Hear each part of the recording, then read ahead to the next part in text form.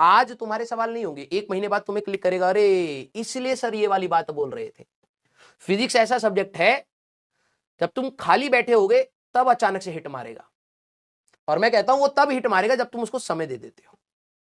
कई बार आप कुछ और काम कर रहे हो, आपने ऐसी दिमाग में अचानक से, पता नहीं कितनों के साथ होता है या नहीं होता है, ठीक है, मेरे साथ ऐसा बहुत होता है। कई बार हम भी कई सवाल में अटक जाते हैं और उसके बारे में सोचते रहते हैं, पता नहीं क्यों नहीं हुआ, ऐसे ये लगा देंगे, ये लगा देंगे, और फिर जब तुम एक्सपेक्ट नहीं भी कर रहे होते हो, तुम ऐसे बैठे हो तो सोच रहे, फिर अच्छा ये लॉजिक था।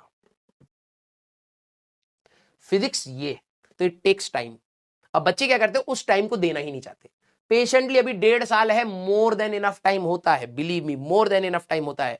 इट विल क्लिक, और जिस दिन वो क्लिक, मैंने तुम्हें कहा था ना, ग्राफ ऐसे भागेगा, तुम बस चुपचाप चलते चलो, वो ग्राफ तुम्हें पता भी नहीं होगा कि तुम उस ग्राफ पर खड़े हो, तुम बस सोचते रहो, सोचते रहो। ठीक है, स्ट्रगल आएगा, सवाल नहीं बन रहे, कोई दिक्कत नहीं, स्ट्रगल कर रहे हैं, स्ट्रगल कर रहे हैं, एक टाइम के बाद सब चीजें ऐसे खट खट खट खट जुड़नी स्टार्ट हो जाएंगी। ठीक है, वो बैरियर क्रॉस करना है। और क्या है कि केमिस्ट्री और मैथ्स में वो बैरियर बच्चे को पता लग जाता है कि भाई यहां तक पहुंचना है, फिर उसके बाद होएगा या नहीं होगा। यहां पे टीचर को भी नहीं पता कि बच्चा कौन से बैरियर तक पहुंच रहा है।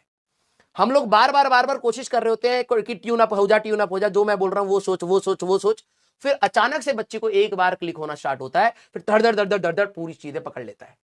तो वो हमें भी नहीं पता होता, लेकिन मेरे को ये बात पता है विद एक्सपीरियंस, एक टाइम के बाद ग्राफ ऊपर भागेगा।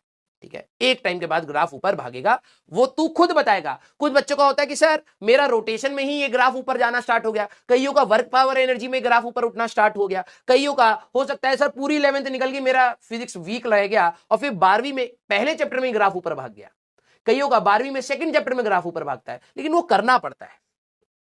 बच्चे हर बार बताते हैं सर इस चैप्टर के बाद तो सर पता नहीं अचानक से फिजिक्स में ऐसा इंटरेस्ट आया कि सर मन ही करता था कि सर फिजिक्स ही पढ़ते चले जाए।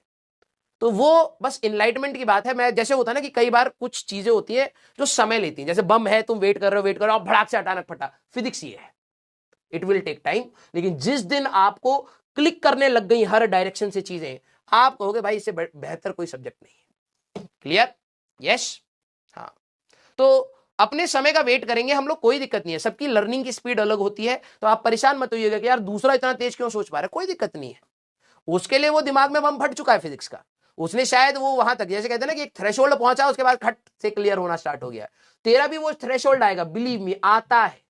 ठीक है, और बहुत अच्छा आएगा तेरे को, उसके बाद फिजिक्स से बहुत ही अलग प्रेम होएगा बेटा, लेकिन वहां तक का स्ट्रगल है।